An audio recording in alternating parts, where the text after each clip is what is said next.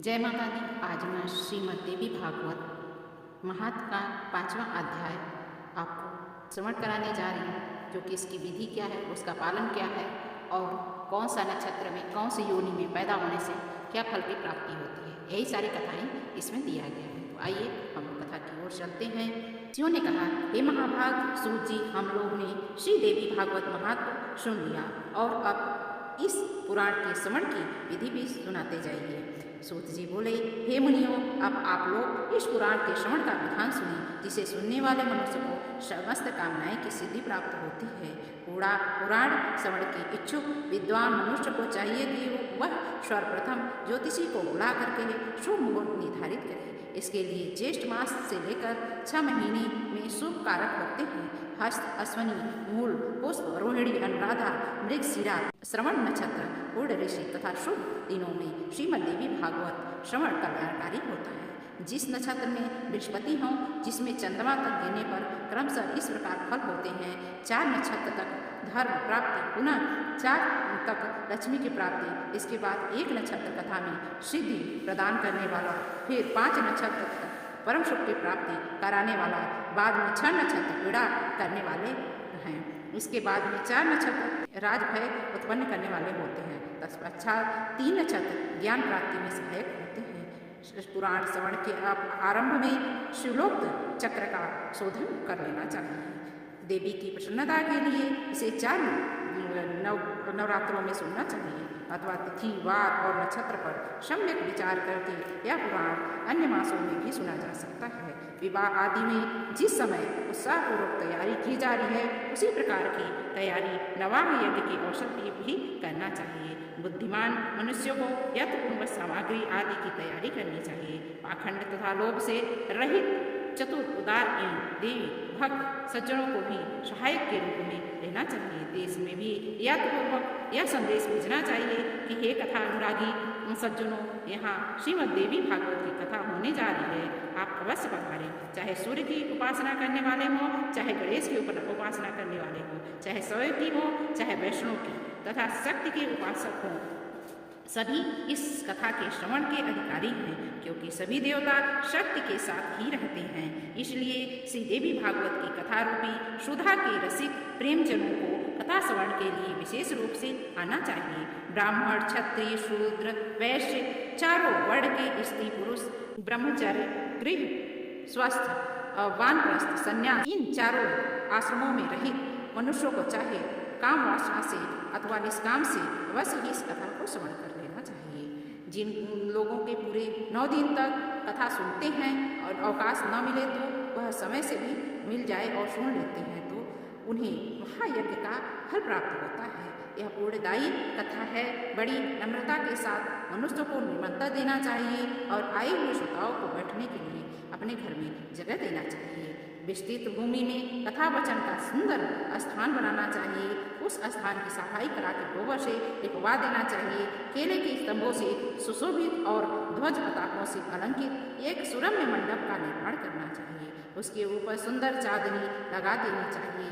कथावाचक का आसन दिव्य तथा सुखकर आस्तरण से युक्त होना चाहिए। उसे यत्नपूर्वक पूर्वाभिमुख अथवा उत्तराभिमुख रखना चाहिए। कथा श्रवण के लिए आने वाले पुरुष तथा स्त्री श्रोताओं के लिए भी यथा योग्य पृथक पृथक आसनों को व्यवस्थित करना चाहिए।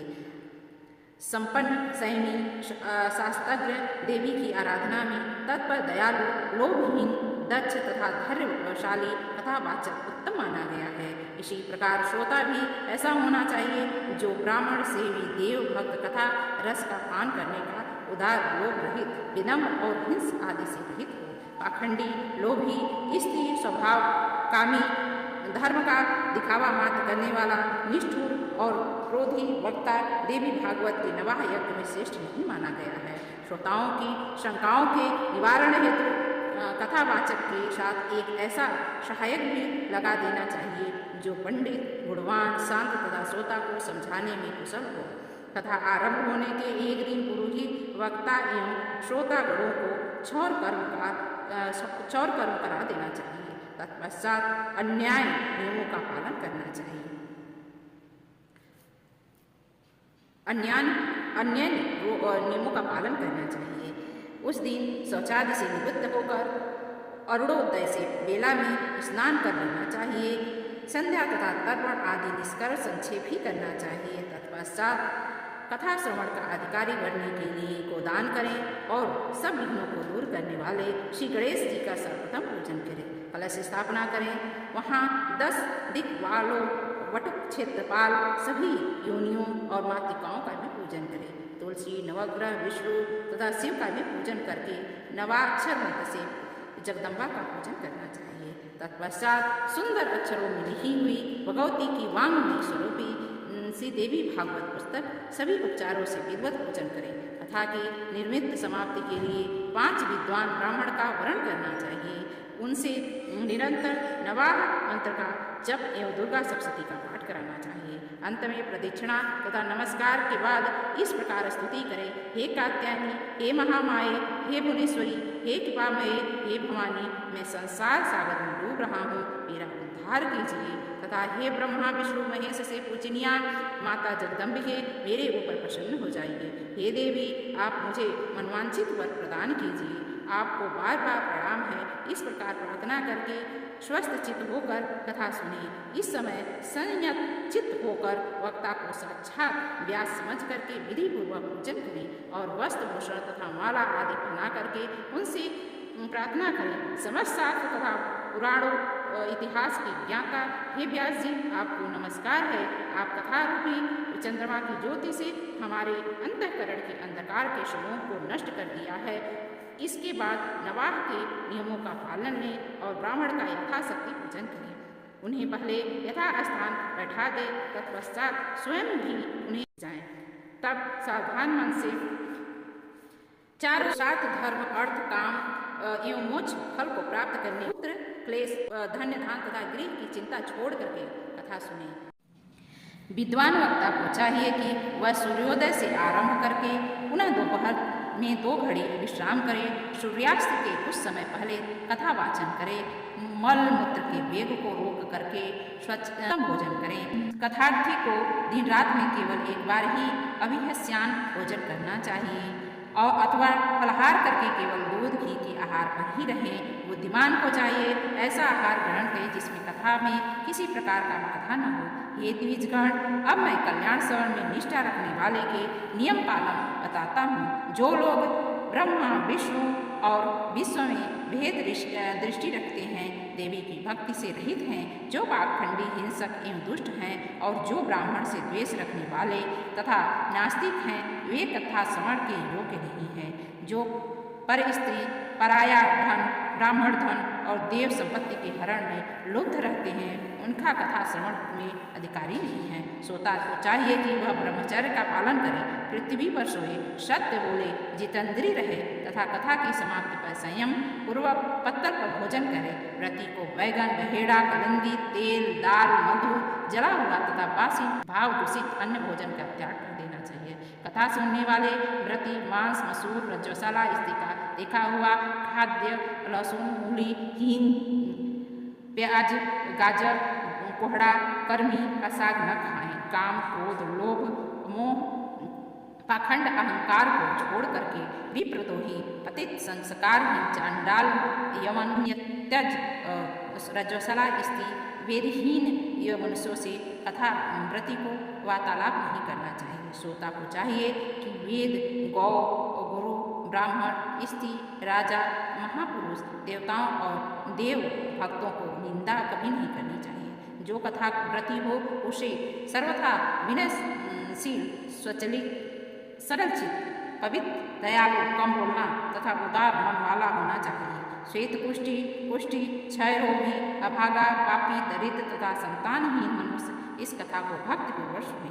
जो स्त्री बांध्या, काकबंध्या, जिस स्त्री को एक बार संतान होकर बंद हो गया है, अभागी तथा मृत बच्चा हो, जिसका गर्भ गिर रहा हो, ऐसी स्त्रियों को इस भागवत पुराण का श्रवण करना चाहिए। जो मनुष्य बिना श्रम के ही धर्म, अर्थ, काम और मोक्ष प्राप्त करना चाहता है, वह यत्नपूर्वक इस देवी भागवत की कथा अवश्य सुने। यह नवाग्य कथा के 9 दिन 9 यज्ञों के समान होता है। इसमें किया गया दान, हवन तथा जप अन्य फल प्रदान करता है। इस प्रकार नवाह व्रत करके उसका उद्यापन करना चाहिए। फल की कामना करने वाले पुरुषों को महाअष्टमी व्रत के उद्यापन की भांति नवाह व्रत भी उद्यापन करना चाहिए। निष्काम व्यक्ति कथा के श्रवण मात्र से पवित्र होकर मुक्ति को प्राप्त हो जाते हैं, क्योंकि पराभगवती मनुष्यों को भोग और मोक्ष सब कुछ देने वाली होती है। पुस्तक और कथावाचन दोनों का प्रतिदिन पूजा करना चाहिए। वक्ता द्वारा दिए गए प्रसाद भक्ति पूर्वक ग्रहण करना चाहिए। नवाह यज्ञ में जो श्रोता नित्य कुमारी कन्याओं सुहागिन तथा ब्राह्मणों को भोजन कराता है, उसकी प्रार्थना से उसकी कार्यसिद्धि अवश्य होती है, इसमें कोई संदेह नहीं है। सभी त्रुटियों को शांति से निमित्त कथा समाप्ति के बाद श्री गायत्री सहस्त्रनाम विष्णु सहस्त्रनाम पाठ करना चाहिए, जिसके स्मरण तथा कीर्तन से तप यज्ञ क्रिया आदि में न्यूनता समाप्त हो जाती है। उन विष्णु भगवान का नाम कीर्तन करना चाहिए। कथा समाप्ति के दिन दुर्गा सप्तशती के मंत्रों से अथवा देवी महात्म्य के मूल पाठ से या नवाह मंत्र से होम करना चाहिए अथवा घृत सहित पायस द्वारा गायत्री मंत्र का उच्चारण करके हवन करें, क्योंकि यह श्री देवी भागवत गायत्री में कहा गया है। कथावाचक को वस्त्र भूषण धन आदि दे करके संतुष्ट करें, क्योंकि कथावाचक के प्रसन्न होने पर सभी देवी देवता प्रसन्न हो जाते हैं। श्रद्धापूर्वक ब्राह्मणों को भोजन कराएं, नाना विधि से दक्षिणा से उन्हें संतुष्ट करें, क्योंकि वे विप्र पृथ्वी पर देवता के स्वरूप हैं। उनके संतुष्ट होने पर मनवांछित फल की प्राप्ति होती है। सुहागिन स्त्रियों तथा कुंवारी कन्याओं को साक्षात देवी स्वरूप माना गया है। उन्हें भोजन कराना चाहिए, दक्षिणा देना चाहिए, इससे मनोरथ सिद्धि होती है। सुवर्ण दूध देने वाली गौ, हाथी, घोड़े आदि भूमि का दान करना चाहिए, क्योंकि उसका अक्षय फल प्राप्त होता है। सुंदर अक्षरों में लिखी हुई श्री देवी भागवत पुस्तक को रेशमी वस्त्र में लपेट करके सुवर्ण निर्मित सिंहासन पर रख करके अष्टमी या नवमी तिथि को विधि पूर्वक कथावाचक को ज्ञान करना चाहिए। ऐसा करने से ऐसा करने से उस संसार में सभी सुखों को भोग करके अंत में लोभ मोह को त्याग करके भगवान की माता रानी के चरण में चला जाता है। पुराण को जानने वाला वक्ता चाहे दरिद्र हो, दुर्लभ हो, बालक हो, युवक हो अथवा वृद्ध हो, वह सर्वदा वंदनीय, पूजनीय और मान्य होता है। यद्यपि संसार में जन्म अथवा गुण के कारण अनेक गुरु, परंतु पुराण का ज्ञाता उन सब में श्रेष्ठ गुरु है। व्यास के आसन पर बैठा हुआ पौराणिक ब्राह्मण जब तक कथा समाप्त न हो तब तक किसी को भी प्रणाम न करें। जो लोग इस दिव्य पौराणिक कथा को श्रद्धा रहित होकर के सुनते हैं, उन दुख तथा दरिद्र युक्त मनुष्यों को कथा श्रवण का पूर्ण फल प्राप्त नहीं होता है। जो लोग ताम्बूल वस्त्र आदि उपचारों से पुराण का पूजन किए बिना देवी की कथा सुनते हैं, वे दरिद्र होते हैं। जो लोग कथा के बीच में छोड़ करके अन्यत्र चले जाते हैं, कुछ समय की उनकी संपदाएं तथा स्थिति नष्ट हो जाती है। जो अभिमानवश व्यास से ऊंचे स्थान पर बैठ जाते हैं, कथा सुनते हैं और नरक यातना में भोगते हैं, लोक में कौवे की योनि में चलते हैं। जो बहुमूल्य आसन पर अथवा विरासन से बैठ करके दिव्य कथा का श्रवण करते हैं, वे अर्जुन वृक्ष होते हैं। कथा होते समय जो लोग व्यर्थ तर्क वितर्क करते हैं, वे इस लोक में पहले गर्दभ योनि में तत्पश्चात गिरगिट की योनि में जाते हैं। जो लोग पुराण जानने वाले की और अपनासिक की कथा की निंदा करते हैं, वे सैकड़ों जन्म तक दुष्ट कुत्ते होते हैं, इसमें कोई संदेह नहीं है। जो लोग कथावाचक के बराबर आसन पर बैठ कर कथा सुनते हैं, उन्हें गुरु के आसन पर बैठने का पाप लगता है, वे नरक में वास करते हैं। जो वक्ता को प्रणाम किए बिना कथा सुनते हैं, वे जन्मांतर में विषैले वृक्ष होते हैं। इसी प्रकार जो लोग लेटे लेटे कथा सुनते हैं, वे अजगर सांप की योनि प्राप्त करते हैं। जो मनुष्य कभी भी पुराण की कथा नहीं सुनते, वे घोर नरक में भोग करके बनौले सुअर की योनि में जाते हैं। जो 60 मनुष्य कथा का अनुमोदन नहीं करते, अपितु उनमें विघ्न डाला करते हैं, वे करोड़ों वर्षों तक नरक यातना भोगना अंत में ग्राम सुअर बनते हैं। जो लोग पुराण वेत्ता को आसन पात्र द्रव्य फल वस्त्र तथा कंबल प्रदान करते हैं, वे भगवान के परम पद को प्राप्त करते हैं। करते हैं। जो मनुष्य पुस्तक के लिए नवीन रेशमी वस्त्र तथा सुंदर सूत्र का दान करते हैं वे सुखी रहते हैं। सभी पुराणों को सुनने से जो फल प्राप्त होता है उससे 100 गुना फल पूर्ण प्राप्त होता है। श्रीमद् देवी भागवत पुराण की कथा सुनने से जिस प्रकार नदियों में गंगा श्रेष्ठ है, देवताओं में शिव श्रेष्ठ है, काव्यों में वाल्मीकि रामायण तथा तेजस्वियों में भगवान सूर्य श्रेष्ठ हैं, जैसे आनंद देने वाले चंद्रमा तथा धनों में सूर्य, क्षमाशीलों में पृथ्वी, गंभीरता में समुद्र, मंत्रों में गायत्री तथा पाप नाश के उपायों में वत्स स्मरण श्रेष्ठ है। इसी प्रकार 18 पुराणों में यह श्रीमद् देवी भागवत पुराण सबसे सर्वश्रेष्ठ है। जिस किसी भी उपाय से यदि कोई मनुष्य इस पुराण की 9 आवृत्तियाँ सुन ले तो उसके फल का वर्णन ही नहीं किया जा सकता। वह तो जीव मुक्त भी हो जाता है। किसी शत्रु राजा से भय होने पर, महामारी के समय, अकाल पड़ने पर तथा राष्ट्र भय के अवसर पर उसकी शांति के लिए यह पुराण सुनना चाहिए। हे विप्रो, भूत प्रेतादि के समन के लिए, शत्रु से राज्य प्राप्त करने के लिए और पुत्र की प्राप्ति के लिए श्री देवी भागवत श्रवण करना चाहिए। श्री देवी भागवत के आधे श्लोक या चौथाई श्लोक को भी यदि प्रतिदिन सुनना या पढ़ना वह परम गति को प्राप्त करता है उसे बालक की प्राप्ति होती है। स्वयं भगवती जगदम्बिका ने इस पुराण को सर्वश्रेष्ठ केवल आदि श्लोक में ही प्रकाशित किया है। वहीं बाद में प्रशिष्यों के द्वारा देवी भागवत के रूप में विस्तृत कर दिया गया है। गायत्री से बढ़कर के न कोई धर्म है, न तप है, न कोई देवता है, न कोई मंत्र है। भगवती अपना गुणगान करने वाले की रक्षा करती हैं, इसी कारण से उसे गायत्री कहा जाता है। वे भगवती गायत्री इस पुराण में अपने रहस्य सहित विराजमान है। अतः भगवती को प्रसन्न करने के लिए इस देवी भागवत के 16वीं कला के समान भी अन्य महापुराण नहीं हो सकते हैं। श्री देवी भागवत पुराण अत्यंत निर्मल है, जो ब्राह्मणों को अमूल्य धन है और जिसमें स्वयं धर्मपुत्र नारायण ने पवित्र धर्म का वर्णन किया है। इसमें गायत्री देवी का रहस्य को बड़ी दीप का समेत वर्णन किया गया है। साथ ही इसमें हिमालय के प्रति स्वयं भगवती द्वारा कही गई देवी गीता विद्यमान है। इस कारण हे विप्रो, इस महापुराण के सदृश दूसरा कोई उत्तम पुराण लोक में नहीं है। अतः आप लोग सदा इसी देवी भागवत की भली भांति सेवन करें, जिसके संपूर्ण प्रभाव को ब्रह्मा, विष्णु, शिव तथा भगवान शेष भी भली भांति नहीं जान सकते हैं, जबकि वे उन्हीं के अंशज भी हैं। तब दूसरे देवता उन्हें कैसे जान सकेंगे। उन देवी भगवती जगदम्बिका को मेरा निरंतर प्रणाम है, जिनके चरण कमलों की धूलि पाकर के समस्त संसार की रचना करते हैं। भगवान विष्णु निरंतर पालन करते हैं और रुद्र संहार करते हैं। दूसरे किसी उपाय से अपना कार्य करने में असमर्थ नहीं हो सकते। ऐसे उन भगवती जगदम्बिका को मेरा सतत प्रणाम है। अमृत सागर के तट पर कल्प वृक्ष की वाटिका से सुशोभित बड़ी द्वीप में स्थित बहुवर्ण चिंता मणिमय भवन में तथा परम शिव के हृदय में विराजमान रहने वाली और मंद मंद मुस्कुरा कर युक्त मुखमंडल वाली जगदम्बा का ध्यान करके मनुष्य संसारिक सुखों का उपभोग करता है, अंत में निश्चय ही मोक्ष को प्राप्त कर लेता है। इस प्रकार ब्रह्मा, विष्णु, शिव, इंद्र आदि देवताओं एवं समस्त महर्षियों द्वारा पूजित मणिद्वीप निवासी वे भगवती संसार का कल्याण करती हैं। यह तो श्री देवी भागवत कथा का 5वां अध्याय के महात्म्य। तो ये सारे मैं 5 अध्याय के महात्म्य में सुना दी हूँ। अब मैं प्रथम अध्याय श्री देवी भागवत का सुनाऊंगी। उससे पहले आपको अनुरोध करना चाहती हूँ कि यदि आप हमारे चैनल पर नए हैं कृपया करके लाइक करिए, सब्सक्राइब, शेयर करिए। ये सब जानते हैं कि आप कथाओं में सुने होंगे कि कितना वर्णन दिया गया है।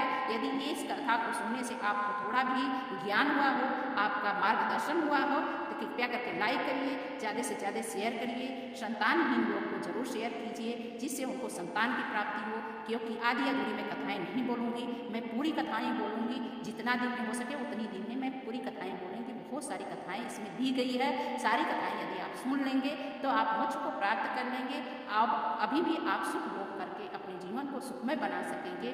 तो यह आपको कथा कैसी लगी जरूर कमेंट करके बताइएगा। जय माता दी जरूर लिखिएगा, क्योंकि यह माता रानी की कथा है। जय माता।